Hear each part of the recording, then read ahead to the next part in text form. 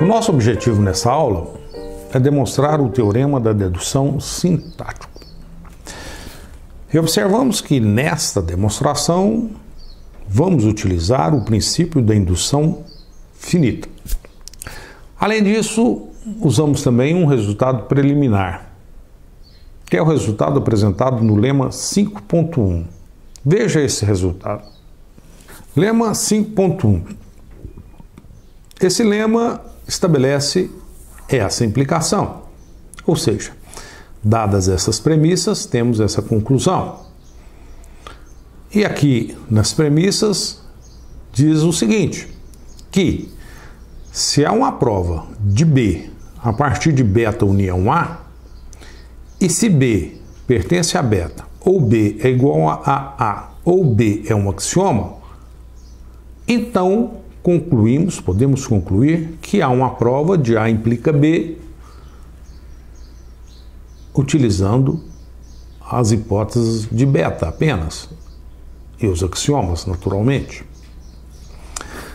Demonstração do lema 5.1. A demonstração é dividida em dois casos. No primeiro caso, consideramos B pertencente a beta ou B um axioma, que são essas duas situações. No segundo caso, consideramos B igual a A, que é a terceira situação estabelecida aqui nas premissas. Portanto, considere o caso 1, o caso em que B pertence a beta ou B é um axioma.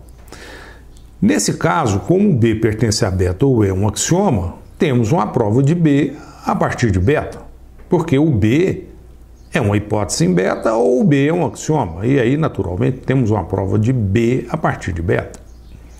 Além disso, conforme o axioma 2, temos que B implica não A ou B.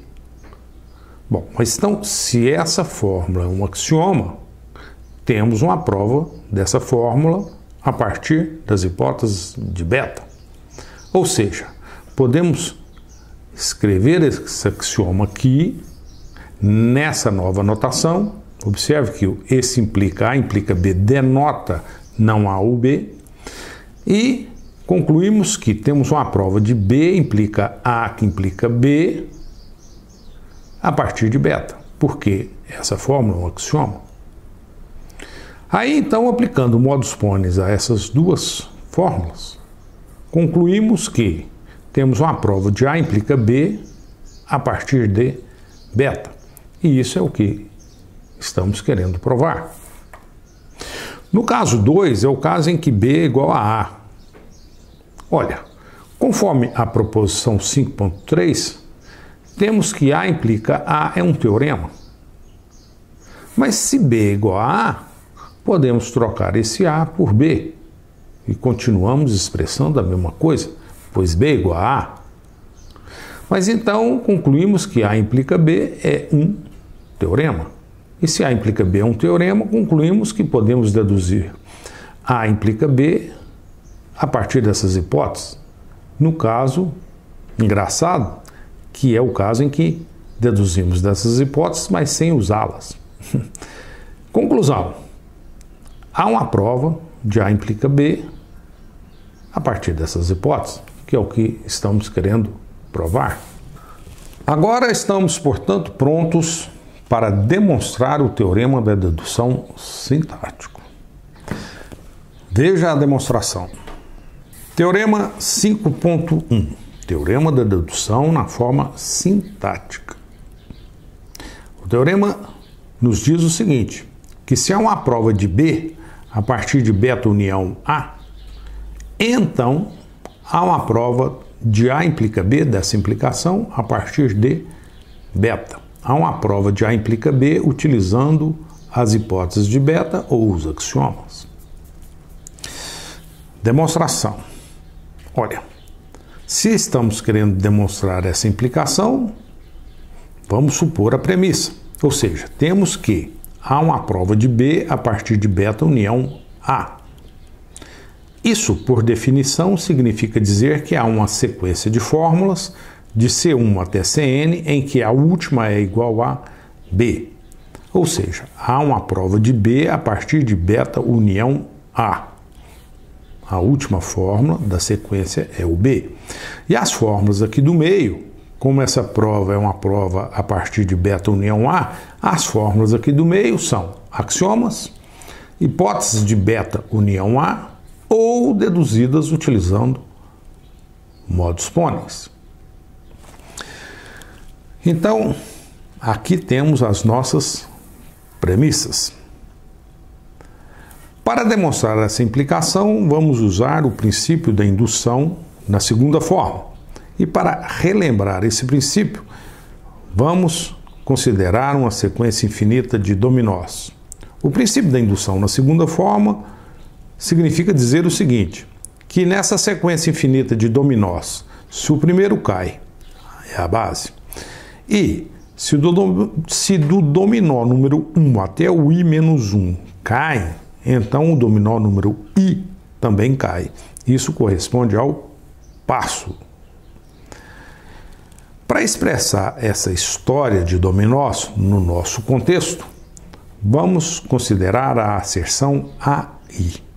E a asserção AI corresponde a essa implicação, no caso em que temos aqui a fórmula CI. Uma fórmula CI, que é uma fórmula dessa sequência de fórmulas, que é a demonstração de B a partir de beta união A. E observe que essa implicação é a implicação correspondente à implicação que aparece no enunciado do teorema, no caso em que B é substituído por CI. Então, observem, a I é uma implicação que é muito parecida com a implicação que estamos querendo demonstrar. O que muda é que B é substituído por CI. Então, demonstrar essa implicação significa demonstrar a N. Isso é, no caso em que I é igual a N, essa implicação reduz a essa.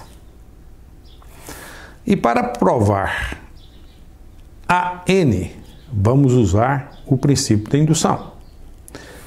Vamos mostrar a base da indução, que A1 é verdadeiro, e vamos mostrar o passo da indução, que diz o seguinte, que se para todo I, A1 até AI-1 é verdadeiro, então AI é verdadeiro.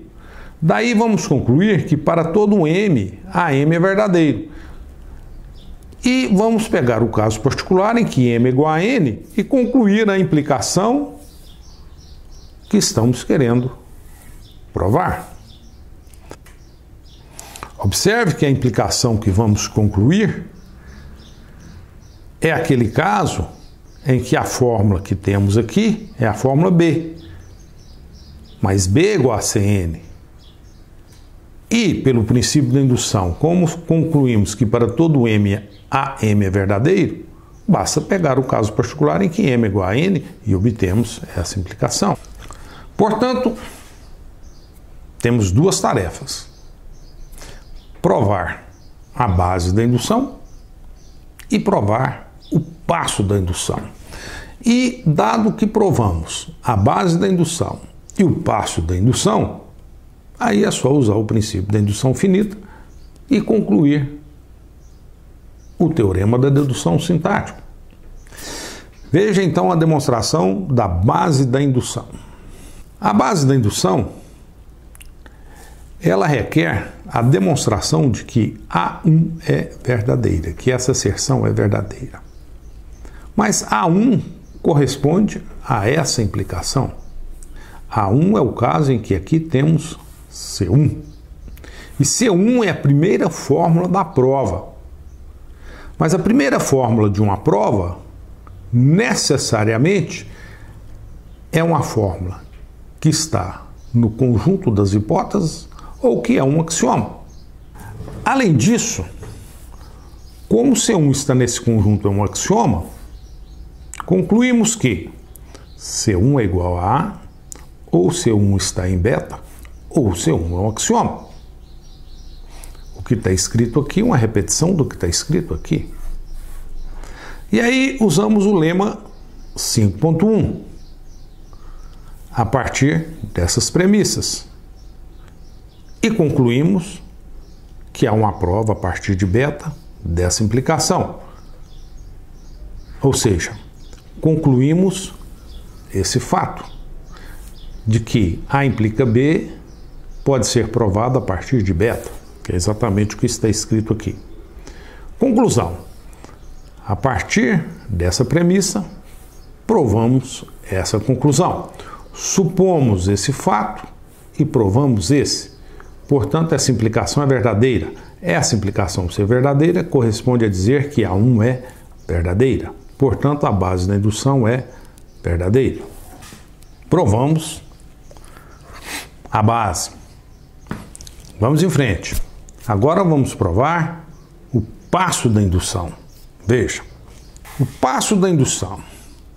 Estamos usando a segunda forma do princípio da indução. E nesse caso, o passo da indução corresponde a essa implicação, que diz o seguinte, que se A1 até AN são asserções verdadeiras, isso implica que a asserção AI também é verdadeira. E para demonstrar essa implicação, devemos então supor que todas essas asserções são verdadeiras e demonstrar que AI é verdadeiro. E aí sim, concluir que a implicação é verdadeira. Por quê? Olha, devemos mostrar que esta implicação é verdadeira. Isso corresponde a dizer que o passo da indução é verdadeiro.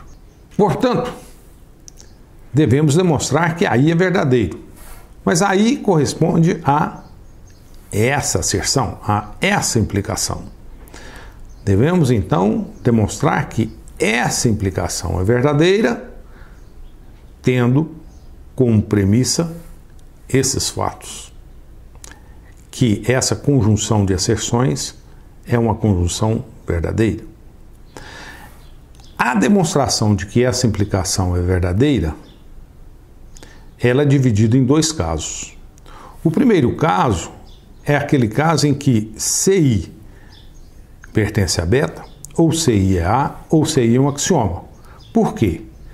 Nesse caso mais simples, pelo lema 5.1, concluímos que de beta provamos sintaticamente A implica CI, que é exatamente o que queremos provar.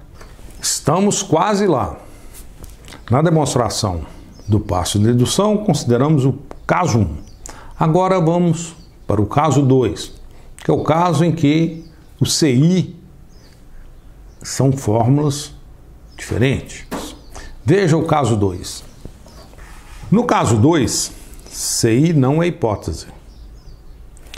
E CI também não é axioma.